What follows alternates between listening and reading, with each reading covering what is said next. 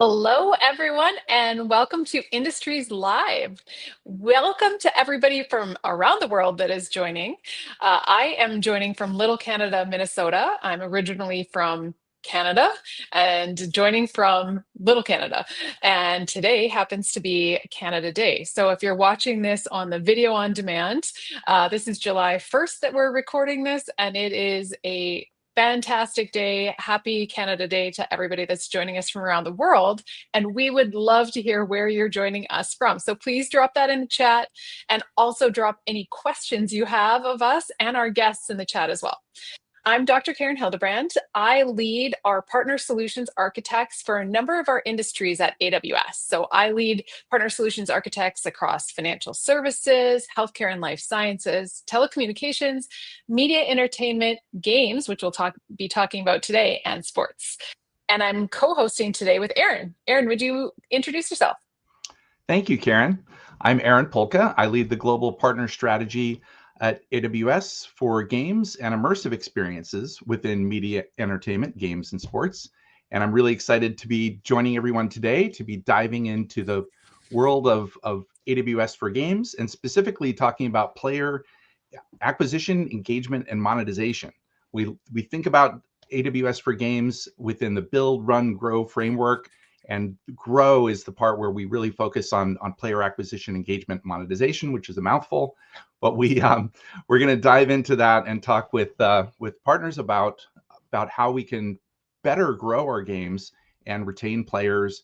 Which building games, I've been in the games industry for about 30 years, and it's always a lot of work to get the game built. But then once it's built, we have to get users to players to have fun with the game, engage with it, understand what their pain points might be, and try to make it better. And this is what this is all about.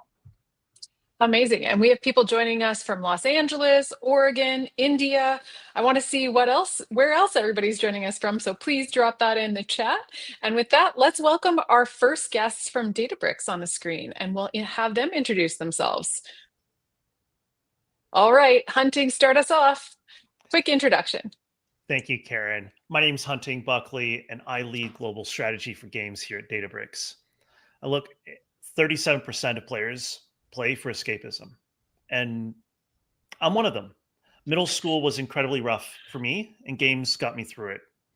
Look, working on games is not something I ever thought was possible. Not a creative person at all, unless you count spreadsheets. But about 8 years ago, I was asked by a friend to apply for a job selling into and serving game companies. Studied hundreds of hours, went for the interview, applied, was not chosen. I gave up momentarily, but as the saying goes, fall down 7 times, stand up 8.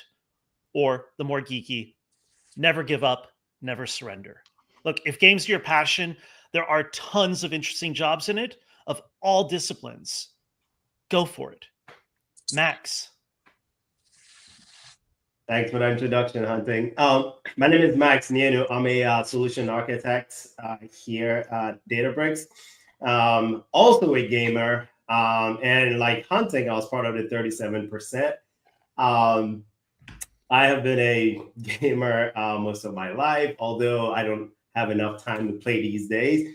But one of the things that, I found also was that I didn't know how to get into gaming. I didn't set out to get into gaming, but it was something that, I've always done. And so combining 2 passions that I love, right? Data and gaming, just has made work a lot more fun for me. And so if you are looking to get into gaming, just know that there are several pathways to get into it. So yeah, thank you very much.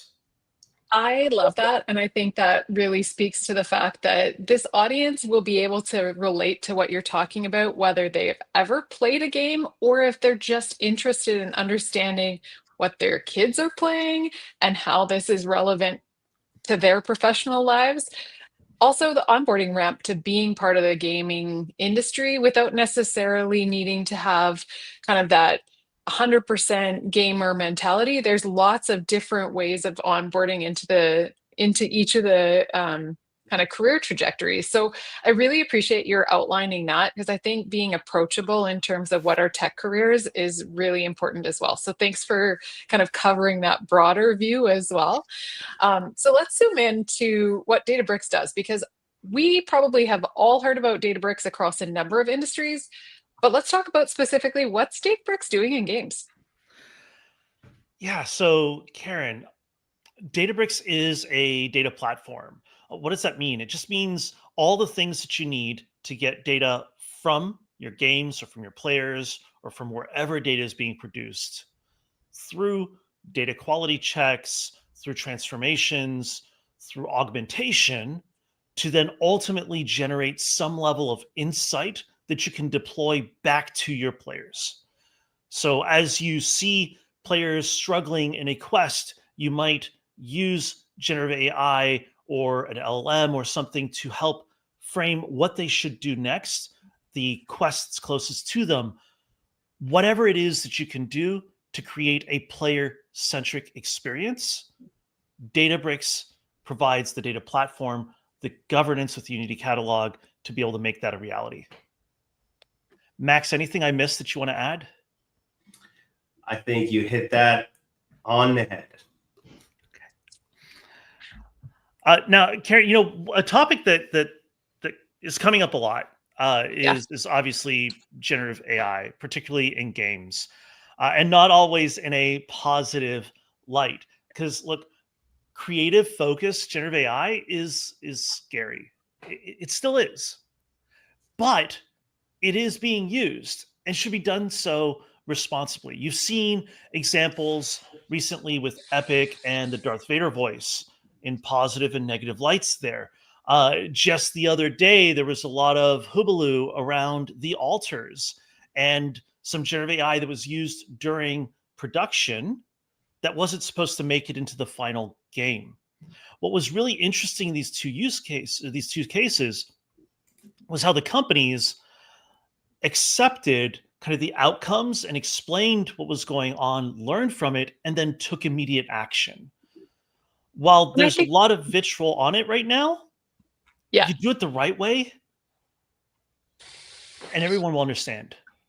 And I think that's one of the cool things about what you all get to see is that AI in general, and this is not new, whether it's generative AI or AI, there's been a conversation of good versus bad uses of it, understanding what that line is. I think engaging with that is a great conversation to say, kind of, where is that line? What are you seeing? More broadly as well, like, what are the trends that you are seeing in games that customers are asking you about and engaging you to say, give us a sense of a framework, give us a sense of how to solve this problem? What are you seeing? Yeah, I think we've got a slide that we can pull up whenever you get the chance. Awesome. Look, we talked about the creative side of generative AI, but there is a ton of boring AI out there that is a great way to start. And we're often asked, like, what is a generative AI use case? Frankly, in our mind, all use cases in games are generative AI use cases, because it isn't how do I do all of this thing with it? It's how do I apply generative AI to my data? How do I improve the player support experience, perhaps using RAG chatbots, knowledge-based integrations, agents, etc.? And how do I boost the productivity of my developers so that not so that they can create more AI slop? None of us want that, but instead so they can get games out to market more quickly or iterate on them, especially at the beginning, so that they can get to the fun faster and release a successful game. So I feel like any gamer out there would have to be the only person who could read that slide fast enough to have been able to see all those use cases. So if anybody that's watching has been able to read all of those, I want you to drop that in the chat, because I'm going to be super impressed. Aaron, well, this will be recorded, and anyone that didn't take a screenshot can do so afterward. Oh, I love that. I love that. With that, though, I'd love for Max to show kind of a little bit of what this looks like. Oh, that'd be amazing. Yeah. Let me share my screen and I can show you what combining my passion of data engineering and gaming looks like. So Cool. we're pulling in. So think about it. You're a gamer. Every time you play a game, you probably want to go review or see what people are saying about games, right? So what we did here was we pulled down a lot of the different reviews from a lot of games. But what I'm showing here is Call of Duty Black Ops 6.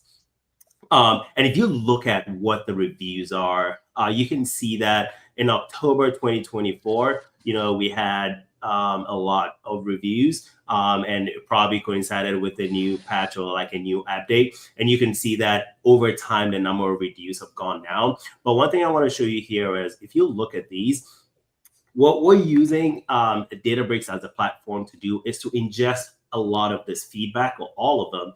And then we're using AI to look at the overall sentiment of the review. So let's look at this. This user said $70 is a crazy price, but this is also one of the better Black Ops, right? And AI is basically saying, hey, this is a positive sentiment. And then it's summarizing this as saying, hey, this is pricey, but good.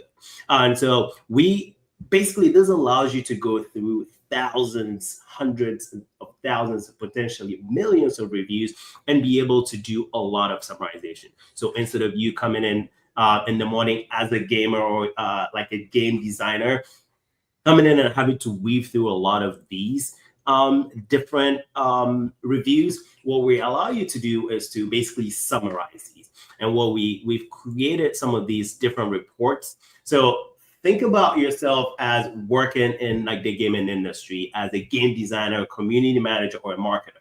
So one thing you can do when you come in here is we're allowing you to basically come in and say, hey, let's say Karen is a game designer, right? When Karen comes in the morning, what she's going to do here is she's going to select that she's a game designer. She wants to see the reviews over the last, let's say, 24 hours. We are leveraging LLMs to basically go through hundreds of thousands of reviews and summarize it and generate a report that basically tells her, like, summarizes all the reviews instead of Karen having to go through all these reviews line by line. So you can see here like that the overall sentiment is negative, right? 906 out of 1790 total reviews are negative. Right. And you can see here the AI pulls out one of these reviews and says, you're not purchasing a game, but a DLC for the Call of Duty launcher. And basically, what this allows you to do is see how your users are interacting with the games, whether they're happy with it, they're frustrated with all the things that are going on in the game, or, like it's kind of neutral. So this kind of allows you to use LLMs in what we call a boring way. Like this, you don't want to have to do all of this by hand. And so this is what machine learning models are really, really good at. They can traverse through millions and hundreds of thousands of different data points and summarize them for you. And That absolutely makes sense. I'm going to ask a quick question here. Go ahead, Aaron. Oh, no, I was just going to ask, I noticed when you pulled that drop down at the top between game designer and other roles, we talked earlier about the games industry is a really multifaceted industry with a lot of different disciplines. You've got game designer, community manager, and marketer. It's just really interesting to see how those reports might be different. Tell us a little bit more about that. Yeah, so let me just pull something from the marketer. So what we're actually doing here is we're saying that the different personas need to see different things, right? And so if you think about what a marketer is doing or community manager is doing, they want to see things from their perspective. So what we did behind the scenes was we prompted the AI to say, hey, I am a game designer, and these are the things I care about, right? And so once we told it the list of parameters that like a marketer or a community manager or game designer would care about, we basically went and said, hey, these are the parameters that every time I tell you to generate a report, I want you to generate the report using these parameters. So we want these reports to be relevant to the different personas in the gaming industry. That's awesome. I want to call out a couple things that Max mentioned, because they're hyper important. Right, we've been doing natural language processing, sentiment analysis, and the likes for ages, right? And if you knew the terms and the words that you were looking for, you could do this with traditional machine learning. Where the LLM is bringing something unique and different here on the extraction side is we're saying we don't know what people are going to be talking about. LLM, please go find those entities, the stuff that people are talking very positively or very negatively about, pull that out and make it structured so that we can actually learn something from it. So that's one. Two, these reports, and we're showing it here in the form of a Databricks app. But in reality, what this is this is an email. You wake up every morning, you go to the office, and this email is there with what you care about front and center. And we have clients doing this literally today.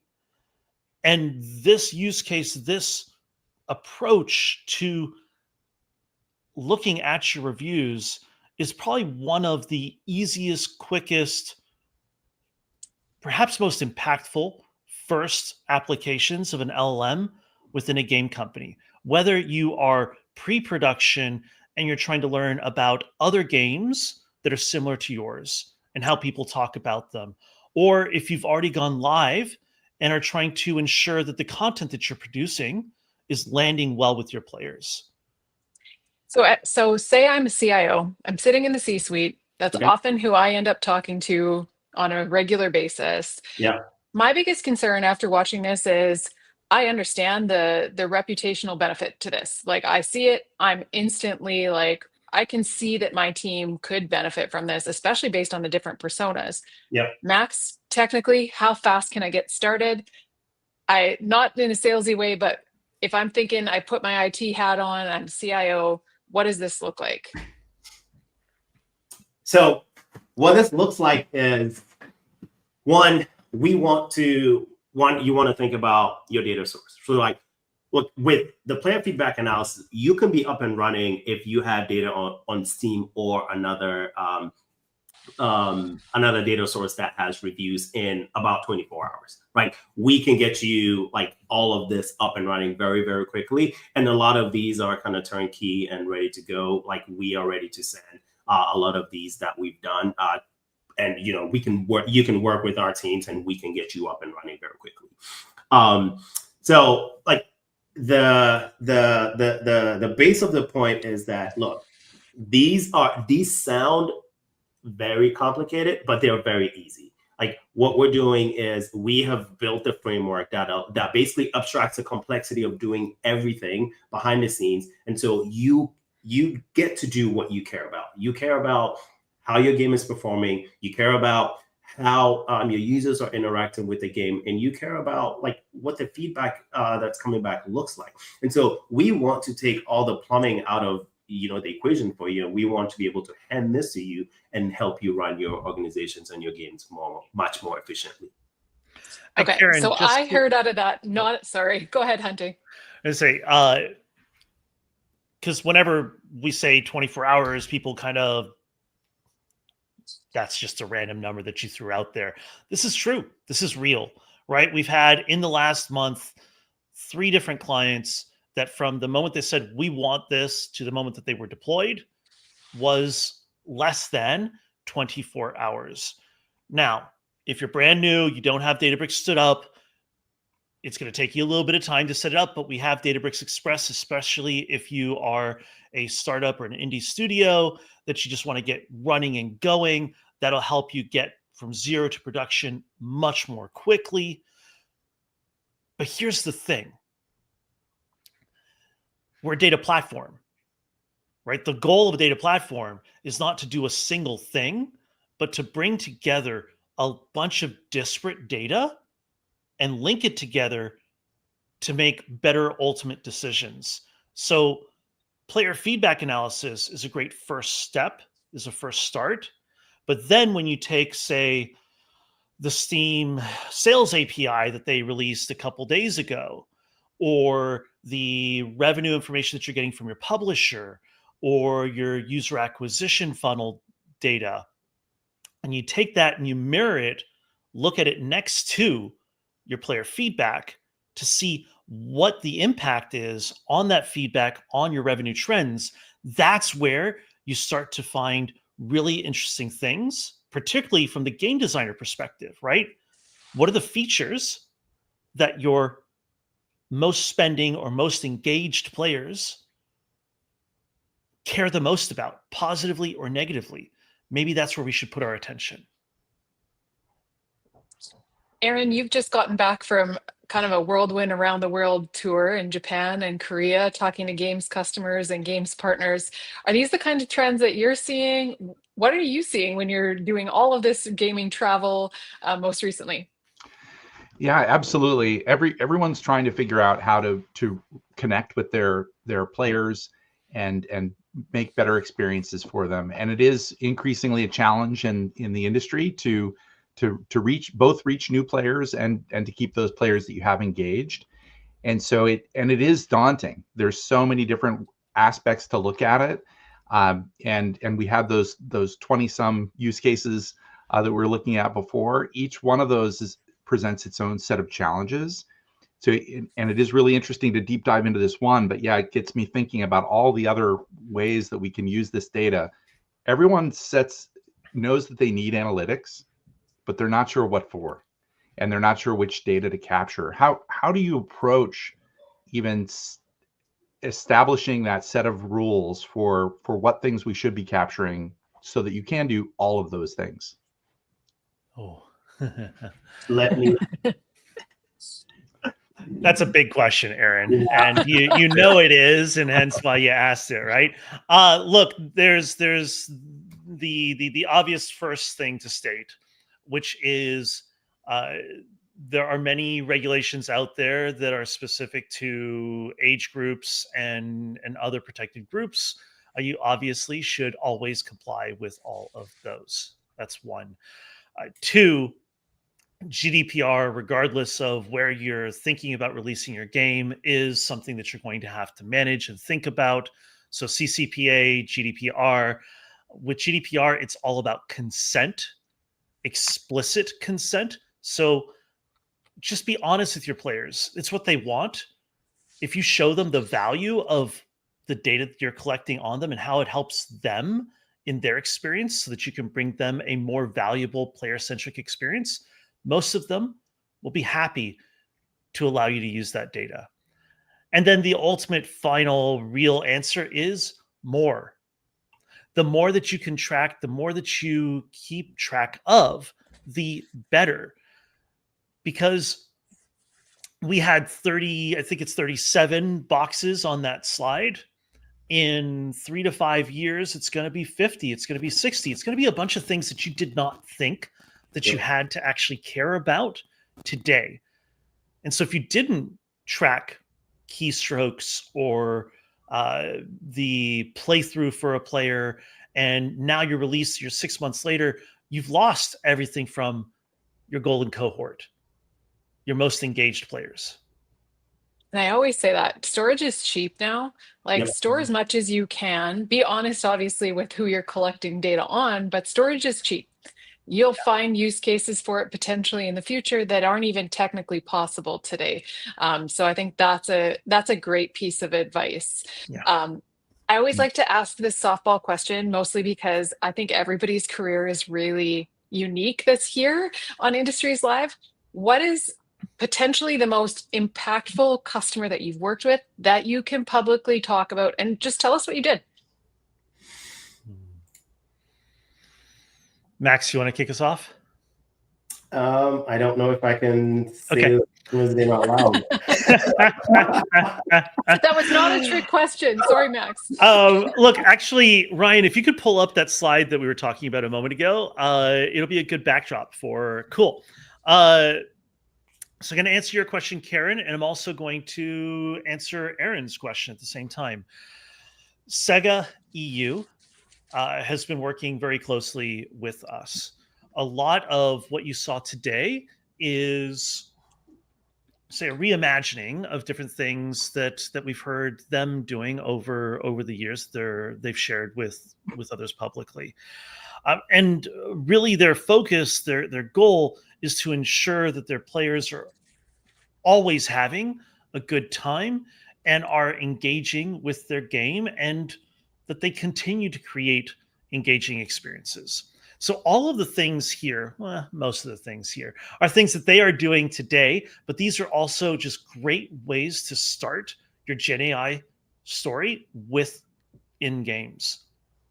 Conversational analytics, we didn't touch on too deeply, but this is just natural language against your data. So think like ChatGPT, but against your own data sets, so that you're a game designer trying to figure out, say, what the current meta is and weapons that are not being used that might need to be buffed.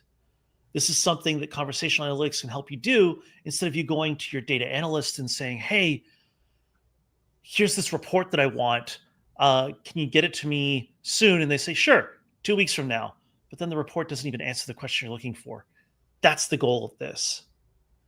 So we recently had 2K Games speaking at Data and AI Summit, player-centric experience, the recent golf game, PGA Tour, like all these things. Look, I was we gonna have say, I always try not to stump you, but like these are all amazing stories that you've been able to work on. And I have to say, we actually are near the end of our half hour. So I promise I won't ask you too many hard questions. Actually, I probably will, but 30 seconds or less. I'm gonna put Aaron on the spot first so the two of you have time to think about this. Okay. 30-second recap. If people can't watch the full half hour, what was the most interesting thing that you hope they walk away from in the next 30 seconds?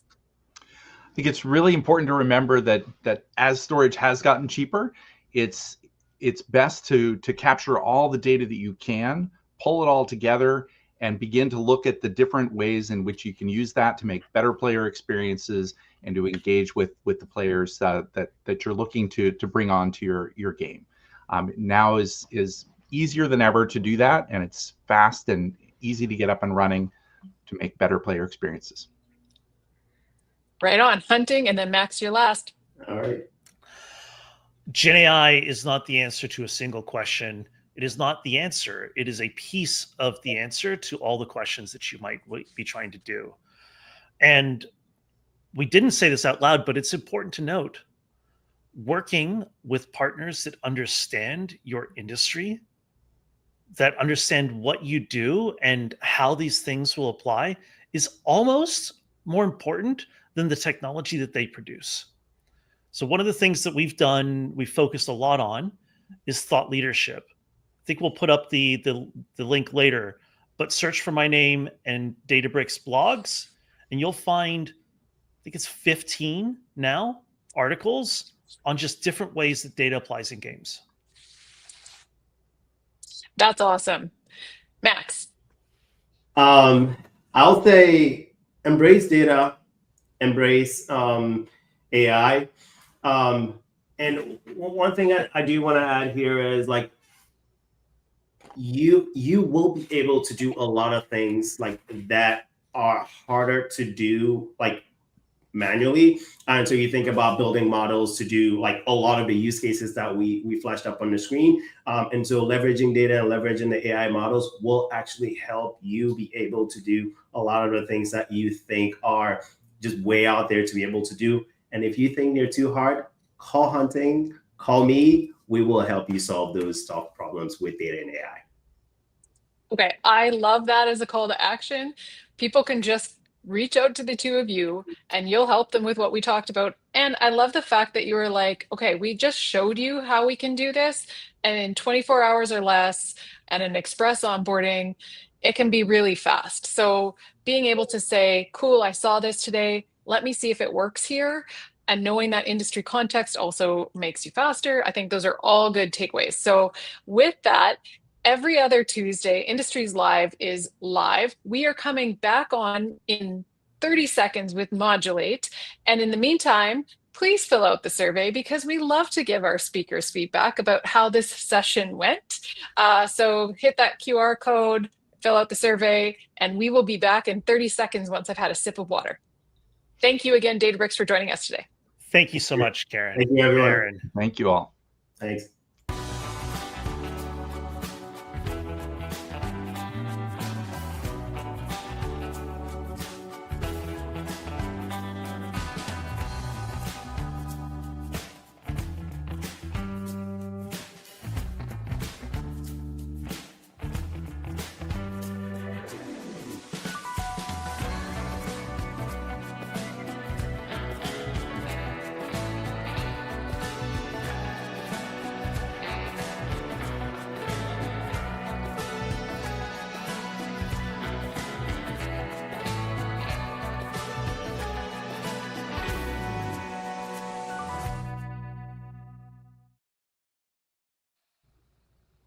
Hi, everyone, and welcome to Industries Live for this Tuesday, which happens to be July 1st. So anybody that's joining us from Canada, which would hopefully be on vacation, happy Canada Day to you. I am joining you from Little Canada, Minnesota.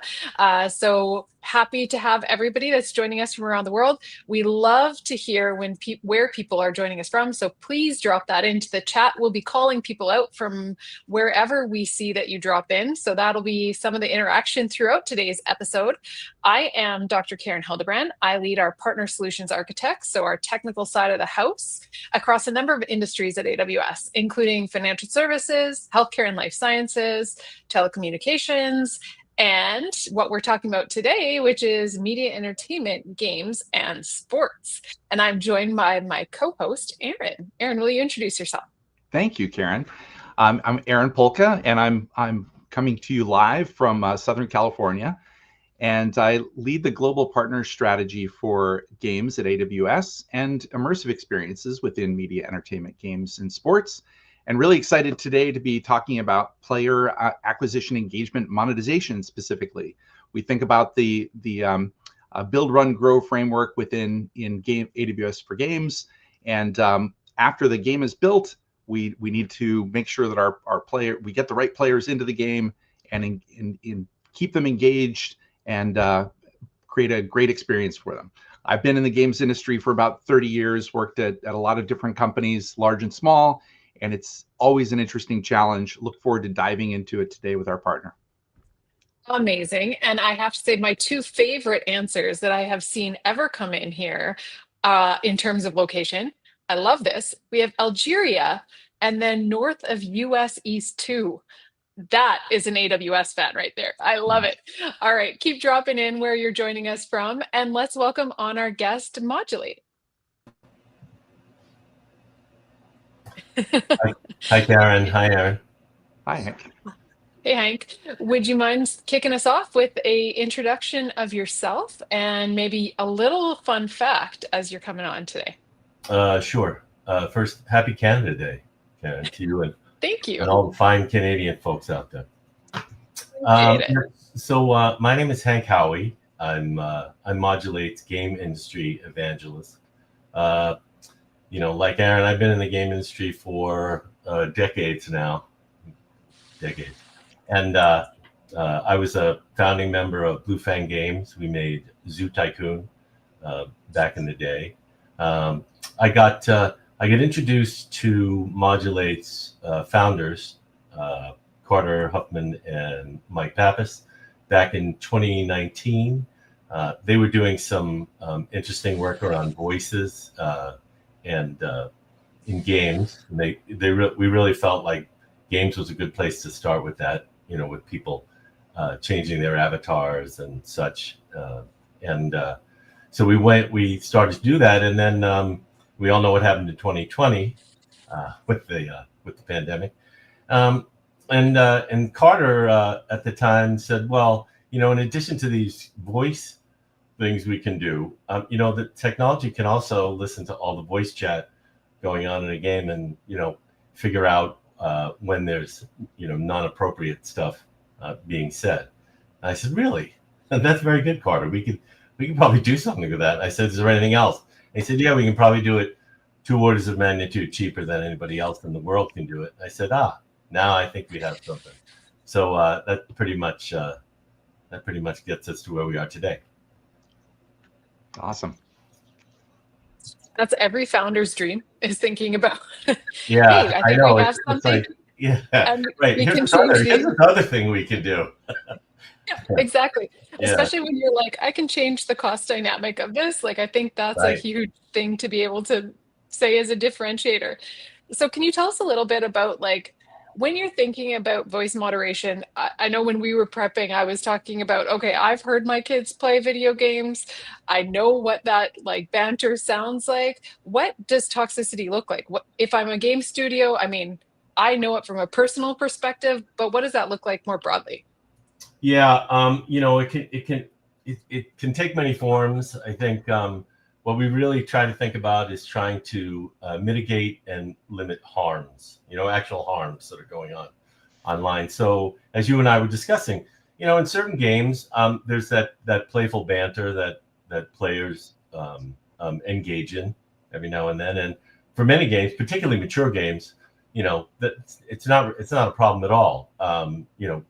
Even using the occasional swear word at times is really not a problem. It's only when that becomes really directed at individuals, and then you can start to see things like bullying and sexual harassment and that sort of thing. And those are the kinds of things that you really want to remove from games. In the main, because you're creating an environment where you're gonna players are going to potentially leave the game. For example, players who use voice chat are 300% more likely to stay in the game. Voice chat is very sticky, right? It creates that social engagement with players, and it's a big component of why players play multiplayer games, right? And particularly using voice chat. On the other hand, players exposed to toxicity are about 300% more likely to leave. So you want the ideal world, right? You want to have voice chat, but you want to reduce the toxicity and harms that players can run into. And again, and as you mentioned, and we were discussing yesterday, one of the key things too is to be able to do that without punishing players who haven't done anything wrong. In fact, that's probably one of the biggest concerns that our customers have going in. And it's also a big concern for the players in the community, right? They want to know that, hey, I want to have fun. I want to play the games that I'm playing. A lot of times there can be frustrating moments in games, where you get hit, or good ones, right? Where you might do something really good to another player. And so you want to be able to discern those things and keep those things in the game. And again, be able to really finally be able to discern when that crosses the line. And that's really, in effect, that's where one of the places where we really excel. We can really finally determine, what's within the bounds of acceptability, and then when does it cross that line. I like that you brought that up, and I never thought that I was going to be able to say that that's a similarity between financial services and gaming, but it's very much the same as a credit card. If you get a false decline, you're actually a good actor, but you get declined, or in this case, you get flagged and voice banned for a period of time. Even if you get a mute for a short period of time, that can put the credit card in the back of your wallet, or it can be putting this game at the bottom of what you're going to select to play as well. So super careful boundary that you're having to think about when you're designing this system. So I appreciate that you brought that up. I think that's really key when you're thinking about both what is the thing that you're trying to make sure you take away. So how do you control that toxicity, but also making sure that you're recognizing that banter between players. So I really appreciate you bringing that up. Yeah, again, very, very important to us to keep the, and as we often say, we're really good at picking out, needles out of giant haystacks. So voice chat can be huge, right? Some of the biggest games in the world can have 100 million, 120, 150 million hours of voice chat in a month. And, imagine trying to be able to sift through all that. Again, but we can do that in real time and identify the bad stuff pretty readily. It's funny when we deploy in a client, and it happens 99.9% of the time. We deploy in a client, and that's the first time they can actually see into their voice chat in the game and see actually what's being said. And invariably, what they say is, "We knew it was bad. We didn't think it was this bad." And Aaron, like we've talked about this internally a number of times, so I'm going to put you a bit on the spot here, but what does that look like when you're talking to game studios? What are they asking you about? And is it always English that they're talking about? How do you sort through that? Yeah, it's a fair question, and it's not always English. It's every language that people can speak. People are playing games all around the world and playing games together across languages. And it is virtual worlds or real worlds. And so people often will try to dismiss this issue as saying it's just a game, but they're real people on the other side of these screens. And people our customers, game studios, are really worried about losing those players, as Hank said, but also worried about having a bad experience. People want create experiences that are enjoyable, and maybe there's some banter and maybe there's some excited utterances when things go wrong, but it's more about creating an overall positive experience for people to keep coming back and to have fun, which is why we make games in the first place.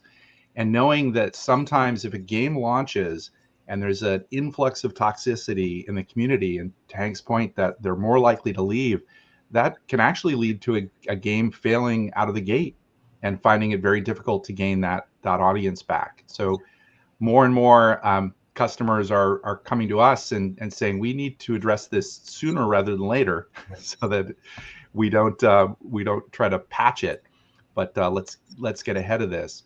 But it isn't easy to know where to start. So how do we advise customers, and why can't they just do this themselves? And what do they need help with? Yeah, it's getting back to what I said at the outset. There's ways to do this with off the shelf, stuff. You can, but the real challenge is voice data is just so very large, and it can be really expensive to try. And in fact, that's the reason that, and I'm sure, Aaron, you know this from your days playing games, that's the reason why a lot of players playing online games, sometimes they'll just turn their headsets off, right? Because there wasn't anything that game companies could really do about it because of that expense. Once we came on the scene, starting in 20 and 21, now there was a way to actually, you really, you can do it. It's a funny story. As I mentioned, Carter Huffman is one of Modulate's co-founders. Both he and Mike are MIT graduates, so and there's that. Carter was at NASA for about 5-6 years, and his role, one of his roles, was to program satellites in space and to take pictures and asteroids and things like that. And some of the satellites have been up there for decades as well. So they have the memory and processing power of a big calculator. So to try to program that into, he basically learned to put a lot of capability into really small spaces. And so that's what we're able to do. So we have just this tiny bot, if you will, that sits on the network or on the client. And it basically can listen really quickly and discern if there's something here that requires, a greater level of looking at, more detail. And that's one of the real keys to our capability, is our ability to do that. And also to throw out, as we know, players playing, they're not talking all the time. A lot of times there's silence, even when teams are playing and trying to, you'll get moments of silence. If you just grab all the voice data and just try to drag it down and then try to process it and filter it, you're still gonna have to catch all that silence. We throw that out just as a matter of course, so that gets rid of a lot of cost, right off the bat. And I think it's that cost component that enabled things to go on for so long. And then one of the big issues here is, and Karen, this will hit home for you, is kids learn things really fast, right? When they're exposed to something and they see something going on and it becomes normalized, then they're much more likely to just, oh, well, if everyone else is doing it, I can do it, right? And it's kind of neat and fun if you can say things that you can't really say, in a face-to-face social environment. And unfortunately, some people do that stuff online. And so really getting that cost component under control now enables us to do this. And I think one of the big benefits is that kids can learn to play more appropriately with their fellow players. I think that is a super positive outcome. And I think that I think you did a really good job of describing like what makes Modulate different and being able to say like we can take what we know from other industries. And I was excited to hear actually the call out to satellite. We have an aerospace satellite and space division within AWS as an industry. So super cool to hear that connection. And I'm a ground station ambassador for anybody that has questions about AWS ground station. But super helpful to say like by changing the cost dynamic, you have a completely different way of looking at doing something that wasn't possible before.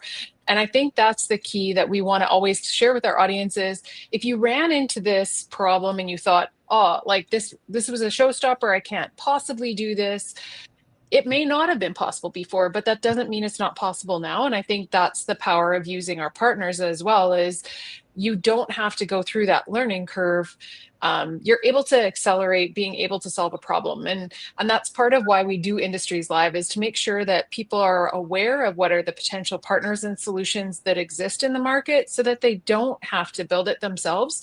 And that something that was super frustrating or could have even bankrupted a game previously, now is completely solvable. And certainly from a parent's perspective, I love the fact that, yes, my kids want to play all these games, and I'd feel better if I know that there's some level of moderation while also not being like it's so moderated that they won't want to play it anymore. So I love that balance that you've been talking about. I also want to shout out Angela. Nice job joining us from New Hampshire, and a nice little tie-in from coming home from Quebec. So love the fact that we got both of those in there. That's a nice little balance as well. So I'm super curious. I always ask this question. Sorry, Hank, I'm going to come back to you with what's one of your favorite customer stories that you're actually able to share with us? Because I know that not everything's shareable. That's just the world of being able to talk about it publicly. But what was one of your favorite things to work on? No, we can and do talk about this quite a bit, because obviously it's a big feather in our cap. But we run in Call of Duty today, one of the biggest and most played and well-known games, multiplayer. Certainly games out there. When we first started talking to them, it was we really they were great in the sense that they said, if your stuff really works, all right, let's see. So basically, we did an A/B test. The entire U.S. population of players playing Call of Duty. Half of them we moderated and talked about, half we didn't. In the group that we moderated, one of our favorite stats is the day 21 retention was 28% higher in the group that was getting moderated, which goes to and again the folks at Activision were also real terrific in saying that is that's a really important stat. Player acquisition is just as it is with anything, right? All companies, customers, TV, acquiring players is extremely expensive, and to see them walk out the door, within 21 days of getting started is it's not good for business, right? And so what is good for business is keeping more of those players in the game, and by again, as I said before, by reducing their chances of running into toxic players and toxicity, it does just that, you know. And I think too, you know, it's interesting to note that most folks, if you who are playing in games, if you just tap them lightly and say, you know, that wasn't appropriate. Can you please? It's against our code of conduct, whatever. Can you please not do that again? 70% of players never do it again. You know, Nice. I mean, yeah, people really do want it. I mean, you know, it's one of those things where it's like, oh, all right, I get it. All right, we're good. And they keep going. The number of players who are really, you know, just trolls, bad actors, it's in almost any game, it's low single digits of players.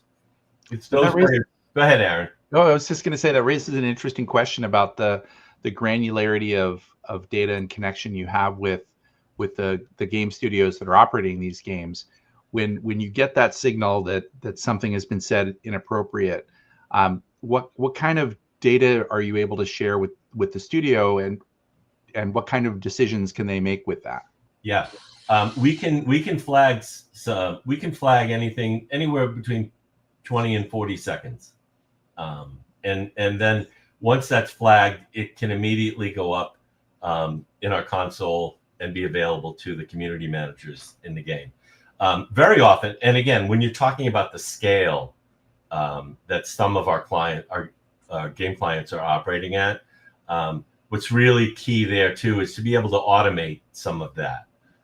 So that's generally getting us up and running in a game, getting ToxMod up and running in a game is usually, we can accomplish that in a matter of hours, believe it or not. What really takes a little bit more time, but again, more on the order of days or a week or so, is having the customer tune ToxMod to be able to have it flag things appropriately. And then we assign certain grades of toxicity, and for them to understand, oh, and this is, they all do this, they quickly get to an understanding that, oh, okay, any toxic behavior that's getting this kind of score from ToxMod, we 100% don't want that. Like that's no go, not acceptable. So basically they can just set ToxMod to say any behavior that scores right here, and, you know, just automatically flag the player. And again, we usually recommend, but it's totally up to the customer. Again, the important thing is ToxMod isn't just this automaton that gets dropped onto a game and operates as it sees fit. ToxMod is tuned by the customer, so the customer can really have it operate the way they want, and you know, basically get things. And so once they get that going and it's automated, we operate at a 99% accuracy level within a game. Once they get that tuned, anything that's really bad, you know, it just gets automatically flagged. Oh, I was going to say, we generally recommend to customers that they basically do a 3 strikes policy. You know, warn somebody, you know, warn them, just tell them, hey, that was no good. And usually that's enough, as I said earlier. After that second time, all right, maybe you mute them for a while. And then the third time you want to maybe start thinking about, you know, is this player really worth having around? And in addition to the frequency of those triggers, the context is really important. As we talked about, like the excited utterance of oh, a bad thing just happened to me is very different than targeted insults and attacks. That's right. That's right. So is that something you're able to distinguish between? Oh yeah, and even right off the bat, the tuning helps a lot. Like out of the box, we're in the mid 90s. The tuning really helps. A lot of times what we say, and so the difference is, you know, between heck yeah, great, and heck you, right? Not so great. But usually they're saying worse things than heck. Right. Fair. Very fair. So what I heard out of that was You can get started in hours. You could do A/B testing so that you have a chance to understand like what is the impact of this overall to my game, so that you can quantify that over time if you want.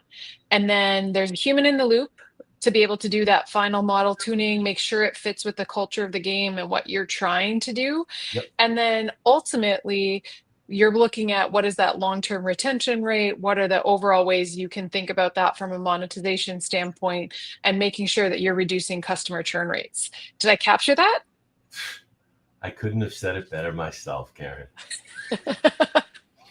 Okay, that is amazing. I love it. So I want to make sure that we recap, give everybody a chance to actually end the session with what is the 60 seconds that you want people that have joined us today to remember, and those that didn't join us today, that we're going to be able to say, come back and watch this video because this is what matters the most. Yeah, I would just say, if you're running a game with voice chat, or if you're thinking about enabling voice chat in your game, it's definitely worth doing. You can now do it and do it safely. And by doing it, you're going to make your game stickier. And also, you're going to, increase your retention and your revenue. Awesome. I like that. Yeah. Aaron, I'm going to throw it to you. You're the expert here. What do you want everybody to remember that has joined us today? Quick recap, and what do you want people to watch this video for once it goes up on YouTube afterwards? Well, games are a big part of our lives, and it's really important that we have good experiences in them, and that we create good experiences for our players. And so toxicity can not only have a negative impact on user retention and monetization, it can have a negative impact on people's lives. And we're here to entertain and bring people together in fun ways. In voice chat can make a more engaging community and give people connections across different geographies and allow people to play together, which is a really powerful, wonderful thing.